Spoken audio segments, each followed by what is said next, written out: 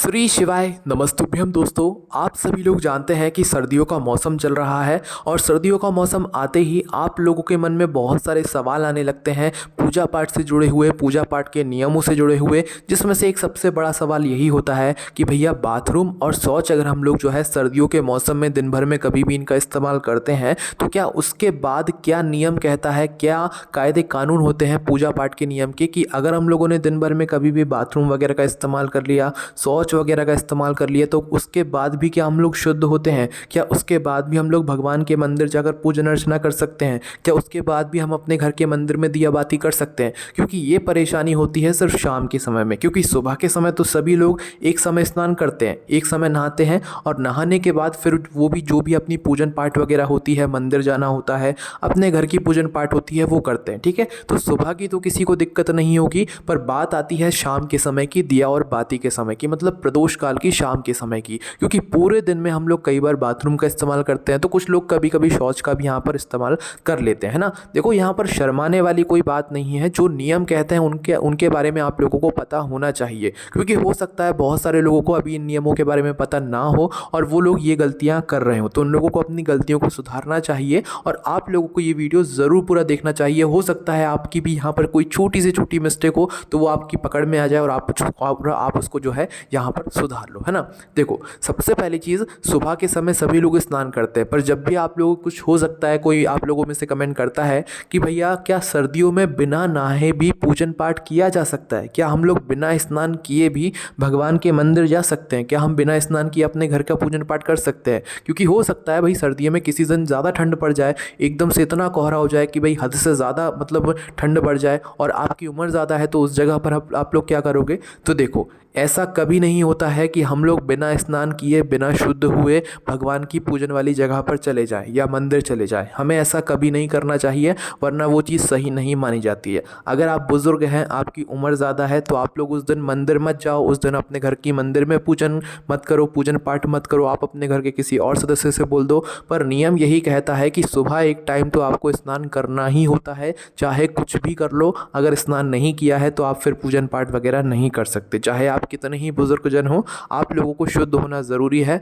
भगवान के मंदिर जाने से पहले या अपने घर के मंदिर में पूजन पाठ करने से पहले। ये बात वैसे सभी लोग जानते हैं, पर कुछ लोगों के मन में ये प्रश्न होता है कि भैया सर्दियों के मौसम में कभी ज़्यादा ठंड एकदम से पड़ जाए तो क्या हम उस दिन बिना नहाए पूजन कर सकते हैं? तो ऐसा कभी नहीं होता है कि बिना नहाए आप कभी पूजन करो, है ना। तो बिना नहाए कभी भी पूजन नहीं की जाती है, चाहे बर्फ़ जम जाए, पर बिना नहाए कभी मतलब पूजन नहीं की जाती। चाहे कितनी ही सर्दी पड़ जाए, आपको सुबह एक टाइम स्नान करना ही पड़ेगा। गर्म पानी से कर लो, कोई मना नहीं कर रहा है ना, पर स्नान करना पड़ेगा, शुद्ध होना पड़ेगा। उसके बाद ही आप लोग जो है अपने घर के मंदिर की पूजन कर सकते हो और भगवान के मंदिर में जाकर पूजन कर सकते हो। ठीक है, देखो, सुबह की हमने आपको ये बात तो बताई, पर इसी के साथ में एक सुबह का नियम और आता है कि भैया सुबह जो हम लोग वस्त्र पहने हुए होते हैं, मतलब एक दिन पहले जो हमने वस्त्र पहने हुए थे उनको पहनकर हम पूरी रात भर सोए और सुबह उठे, सुबह हमने स्नान किया इन्हीं सर्दियों के मौसम में, तो क्या जो हमने कपड़े अभी पहने हुए थे उन कपड़ों को हम डबल से पहन सकते हैं? तो देखो, अगर पूजा पाठ के नियमों की बात करें तो उस समय तो आप लोग नहीं पहन सकते, क्योंकि सोने के बाद जिस तरीके से आप एक तरीके से नहाते हो, अपने आप को साफ करते हो, उसी तरीके से अगर आप लोग कपड़ों को पहनकर सोते हो तो आपको उन कपड़ों को भी धोना पड़ता है, साफ करना पड़ता है। उसके बाद ही आपके कपड़े वो जो है शुद्ध माने जाते हैं, उन्हें आप पूजन पाठ वाली जगह पर पहनकर जा सकते हो। ठीक है, और अगर आप लोग स्नान कर रहे हो, आपको पूजन पाठ वाली जगह पर नहीं जाना है, तो आप लोग भले पहन लो, उससे दिक्कत नहीं है। पर अगर आप लोग नहाने के बाद पूजन पाठ वाली जगह पर जा रहे हो, मंदिर जा रहे हो, अपने घर की पूजन कर रहे हो, तो उस जगह पर आपको धुले हुए कपड़े ही पहनने चाहिए, चाहे ठंड पड़े चाहे कुछ पड़े, है ना। मतलब शुद्ध वस्त्र पहनना चाहिए। हाँ, स्वेटर वगैरह, शॉल वगैरह का हम ऐसा कह सकते हैं कि इन्हें रोज़ नहीं धोया जा सकता। तो भाई आप लोग क्या किया करो, देखो, हम आपको शुद्धता के नियम बता देते हैं कि शॉल वगैरह का आप लोग जो है उन जगहों पर प्रयोग मत किया करो जो जहाँ पर हम लोग बाथरूम वगैरह का इस्तेमाल करते हैं। ठीक है, तो उस जगह आप लोग क्या किया करो कि शॉल जो आप ओढ़े हुए हो उसको थोड़ी देर के लिए उतार कर रख दो, उसके बाद आप लोग अपना बाथरूम का उपयोग करो, तो फिर उस जगह पर वो आपको शॉल शुद्ध रहेगा एक तरीके से। ठीक है, और स्वेटर वगैरह है तो भाई जब बाथरूम का इस्तेमाल करो तो स्वेटर वगैरह उतार कर रख दो, क्योंकि स्वेटर वगैरह हम सर्दियों में रोज़ नहीं धो सकते, पर अपने कपड़े तो धो सकते हैं। कपड़े तो हमें धोना ही चाहिए, है ना। तो कपड़े आप लोग धो सकते हो, कपड़े आप बदल सकते हो, पर हर दिन स्वेटर नहीं बदल सकते। तो उसके लिए मात्र यही काम कर सकते हो कि आप लोग अपनी जो स्वेटर है उसको बाहर रख दो, मतलब जब आप बाथरूम का इस्तेमाल करने जाओ तो उसको बाहर बाहर रख जाओ, फिर जैसे ही आप लोग हाथ मुंह वगैरह धोकर फ्री हो जाओ उसके बाद वापस से पहन लो, कोई दिक्कत वाली बात नहीं है। और जब भी आप लोगों को सर्दियों में कम से कम हफ्ते में एक बार अपने जो मोटे कपड़े हैं, सर्दियों वाले कपड़े हैं, उन्हें धोना चाहिए, अगर आप लोग उन्हें पहनकर पूजन पाठ वाली जगह पर जाते हो या अपने घर के मंदिर की पूजन करते हो। वैसे तो सभी लोग पहनते ही पहनते हैं सर्दियों में, क्योंकि सर्दियों में जो है स्वेटर वगैरह, शॉल वगैरह सभी लोग ओढ़े ही रहते हैं ना। तो सुबह के नियमों के बारे में आपको मालूम लगा कि सुबह हो आप लोगों को जो है स्नान करने के बाद अच्छे शुद्ध वस्त्र ही पहनने चाहिए, अगर आप लोग मंदिर उन्हें पहनकर जा रहे हो या तो अपने घर के मंदिर की पूजन कर रहे हो, ठीक है। इसके बाद में दोस्तों अब बारी आती है शाम के समय की, प्रदोष काल की, है ना। अब सबसे मेन चीज़ यहीं पर आती है, लोगों के मन में प्रश्न जो है सबसे ज़्यादा यहीं पर निकल कर आते हैं। देखो आप लोगों ने सुबह एक टाइम पूजन कर ली, आपने कोई दिक्कत नहीं आई, आपने सुबह स्नान किया, चाहे गर्म पानी से किया चाहे कोई से पानी से किया, आपने स्नान किया, आपने अच्छे वस्त्र पहने, पुराने वस्त्र धो दिए, उनको सुखा दिए, है ना, और नए वस्त्र पहनकर, धुले हुए वस्त्र पहनकर आपने पूजा अर्चना कर लिया। अब दिन भर आपको कोई दिक्कत नहीं है, ठीक है। पर दिन भर दिक्कत कैसे नहीं है, जब शाम के समय आप लोग पूजन करोगे तो अब ऐसा तो नहीं कि पूरे शाम, मतलब शाम होने से पहले पहले आप पूरे दिन कभी भी बाथरूम का इस्तेमाल नहीं करोगे, आप बिल्कुल करोगे, ठीक है। तो होगा क्या दोस्तों, जब आप लोग उस समय बाथरूम का इस्तेमाल करोगे दिन भर में, तो उस समय आप एक थोड़े से समय के लिए अशुद्ध हो जाओगे, ठीक है। पर उस समय आप लोग शुद्ध हो सकते हो, बाथरूम में कोई दिक्कत नहीं है। बात आती है शौच के समय की, ठीक है। तो पहले आप लोग बाथरूम की बात समझ लो। देखो अगर आप लोग सुबह आपने पूजन वगैरह कर ली, सुबह आपने पूजन पाठ कर लिया, मंदिर हो आया, अपने सुबह स्नान वगैरह सारे कामों से निवृत्त हो गए, ठीक है। अब पूरे दिन आप लोगों के पास पड़ा हुआ है, आप इस पूरे दिन में आप कुछ लोग ऑफिस जाएंगे, कुछ लोग अपनी ड्यूटी पर जाएंगे, तो कुछ लोग अपने घर पर रहेंगे, ठीक है। बाथरूम का इस्तेमाल आप करोगे, बिल्कुल पक्की बात है, करोगे ही करोगे, है ना।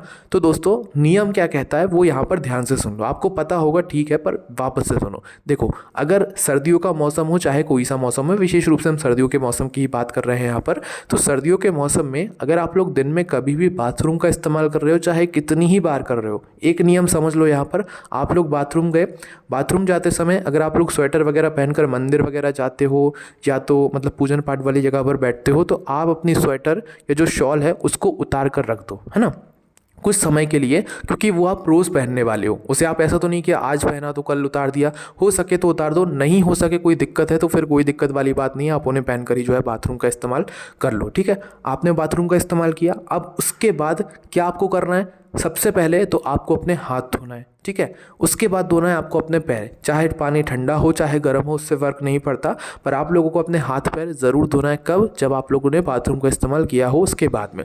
तो हाथ और पैर धोना है और 3 बार कुल्ला करना है। क्या करना है? 3 बार कुल्ला करना है और थोड़ा सा पानी अपने मुँह पे एक बार मार लेना है, ठीक है। तो इस तरीके से आप लोग जो है बाथरूम करने के बाद भी शुद्ध रहोगे। अगर आप लोगों ने बाथरूम का इस्तेमाल किया और आप लोगों ने ना हाथ धोए, ना पैर धोए, ना कुल्ला किया, ना मुँह पे पानी मारा, तो फिर आप लोग उसी समय अशुद्ध हो जाओगे। फिर ज़रूर उसके बाद आप ना पूजन पाठ वाली जगह पर जा सकते हो, ना तो मंदिर जा सकते हो। इसी के साथ में दोस्तों उन लोगों की बात करते हैं जो बुजुर्ग जन हैं और जो लोग ड्यूटी वगैरह बाहर जाते हैं काम करने के लिए। वो लोग तो इन नियमों का पालन नहीं कर सकते ना दिन भर में, तो वो लोग क्या करेंगे?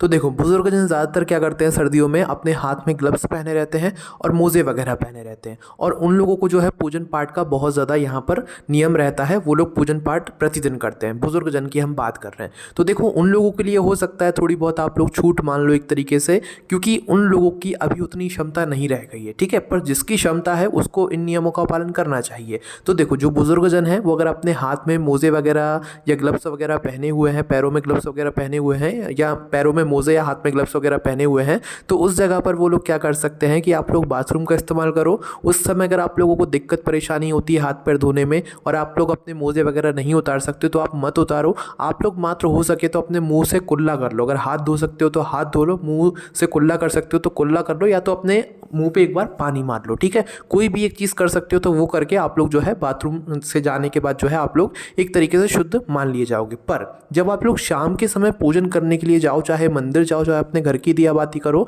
उसके बाद में उसके पहले आपको क्या करना है कि अपने मोजे जो भी पहने हुए थे आपने बाथरूम जाते समय वो उतारने हैं, हाथ के भी उतारने हैं, पैर के भी उतारने हैं, है ना। उसके बाद आपको गर्म पानी से जो है बढ़िया से हाथ मुँह धोना है, पैर धोना है, अच्छे से धोना है, हाथ धोना है और मुंह से कुल्ला करके 3-4 बार कुल्ला करके आप लोगों को अपना मुंह भी अच्छे से धो लेना है। उसके बाद आप लोग पूजन पाठ करो तो कोई दिक्कत वाली बात नहीं है। ये बात किन लोगों के लिए है? जो लोग बुजुर्ग जन हैं, जो लोग ऐसे बार बार जो है हाथ पैर नहीं धो सकते, तो वो शाम के समय दिया बाती से पहले अपने हाथ पैर जो है अच्छे से धो ले, मुंह से कुल्ला कर ले और मुंह पे एक बार पानी मार ले, ठीक है।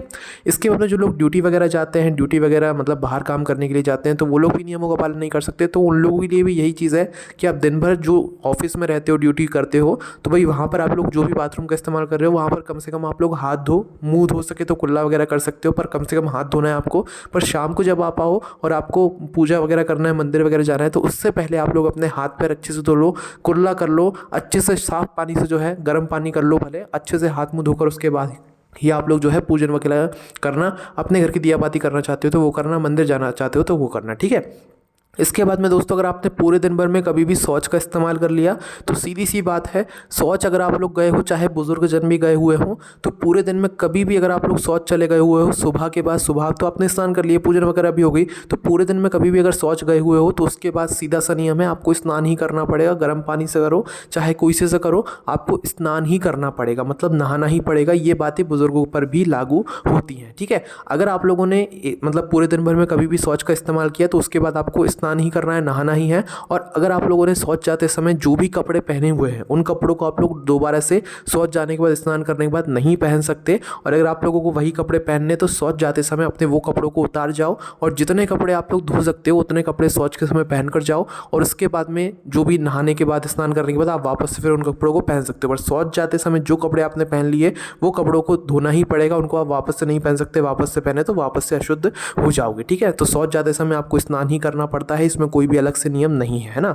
अब देखो, अगर आप लोगों के घर में बुजुर्ग जन हैं जो कि शौच का इस्तेमाल कर रही है, या आप भी वो शौच का इस्तेमाल कर रहे हो, आपको नहाने का मन नहीं है सर्दियों में, तो उस जगह पर आप उस दिन पूजन मत करना। आप उस दिन अपने घर की जो दिया बाती है वो मत करना। आप उस दिन मंदिर मत जाना, अपने घर के किसी और सदस्य से बोल देना, ठीक है। इस जगह पर सिर्फ हम यही एक काम कर सकते हैं, इसके अलावा और कुछ नहीं कर सकते, क्योंकि अशुद्धि के साथ तो हम लोग यहाँ पर मंदिर नहीं जा सकते, घर की दिया बाती नहीं कर सकते। तो उस दिन आप घर के किसी और सदस्य से बोल देना, या फिर उस दिन आप लोग जो है मंदिर वगैरह मत जाना, क्योंकि आप लोग उस समय अशुद्ध हो जाओगे, है ना। शौच जाने के बाद अगर आप लोग ये पूछो कि भैया हम हाथ मुंह धोकर के शुद्ध हो जाएंगे, नहीं, शौच जाने के बाद हाथ मुंह धोकर शुद्ध नहीं होते हैं। शौच जाने के बाद, स्नान करने के बाद ही शुद्ध होते हैं। और जो वस्त्र है वो भी आप लोगों को शौच के समय नहीं पहनकर जाना चाहिए, अगर आप उन्हें डबल से पहनने वाले हो, है ना। इस बात का भी ध्यान रखना। और स्वेटर वगैरह या शॉल वगैरह आप लोगों ने शौच के समय पहने हुए हैं तो आप ये मानकर चलो आपको उनको भी धोना पड़ेगा। वो एक हफ्ते में फिर एक बार नहीं धुलेंगे, वो उसी दिन धुलेंगे, क्योंकि आपने उन्हें शौच के समय पहन लिया है, ठीक है। आपने उनमें जो है शुद्धता का ध्यान नहीं रखा है। तो शौच के समय अगर आप लोगों ने शॉल वगैरह, स्वेटर वगैरह जो भी पहनी हुई है, आपको उनको धोना पड़ेगा। इससे अच्छा यही है कि शौच जाते समय जो भी ऐसी चीज़ें हैं जो कि आप लोग ज़्यादा बार नहीं धो सकते, उनको पहले ही उतार के जाओ, उसके बाद ही आप लोग इस्तेमाल करो शौच का। और वापस से जो भी है आप लोग नहाना चाहते हो नहाओ, जो भी कपड़े पहनकर गए उन्हें धो, उसके बाद ही आप लोग शुद्ध होते हो। अब दोस्तों, हमने आपको ये सारे नियम बता दिए हैं, सभी लोगों के लिए बता दिए हैं, सुबह के भी बता दिए हैं, शाम के भी बता दिए हैं, घर की दिया बाती करने के लिए भी बता दिए हैं। तो शुद्धता का भगवान के लिए हमें यहाँ पर कायदे कानून या नियमों का पालन ज़रूर करना चाहिए। पर कुछ लोग यहाँ पर ये भी कमेंट करते हैं कि हमारे मन का भाव अच्छा होना चाहिए, ये कुछ इतना मायने नहीं रखता। तो ये सारी चीज़ें मायने रखती हैं, जिसके लिए रखती हैं भाई वो इनका पालन ज़रूर करें। एंड आपके हिसाब से क्या ये सभी चीज़ें मायने रखती हैं, आप हमें कमेंट करके ज़रूर बताना। ये हम आपसे इसलिए पूछ रहे हैं क्योंकि कुछ लोग यहाँ पर अगर कमेंट करते हैं कि मन का भाव मतलब होना ज़रूरी है, वो तो होना ज़रूरी है ही है, पर भगवान की जगह एक पॉजिटिविटी वाली जगह होती है, वो एक सकारात्मक वाली जगह होती है। तो वहाँ पर हम ऐसे मतलब अशुद्धि के साथ नहीं जा सकते। तो इसलिए हमने आपको इन नियमों के बारे में बताया हुआ है, और ये बताना ज़रूरी भी था, क्योंकि कुछ लोग अभी तक शायद इनमें गलतियाँ भी कर रहे होंगे और बहुत सारे लोगों ने अपनी गलतियाँ सुधार भी ली होंगी। तो आप अपना कमेंट ज़रूर करके बताइएगा। बाकी आपको कोई भी दिक्कत, समस्या, परेशानी आती है भी ये बाथरूम या शौच के सवाल से जुड़ा हुआ, इन सर्दियों के मौसम में पूजा पाठ से जुड़ा हुआ, तो उसे हमसे कमेंट करके पूछ सकते हैं। ओम नमः शिवाय, जय भोले बाबा श्री शिवाय, नमस्तुभ्यम।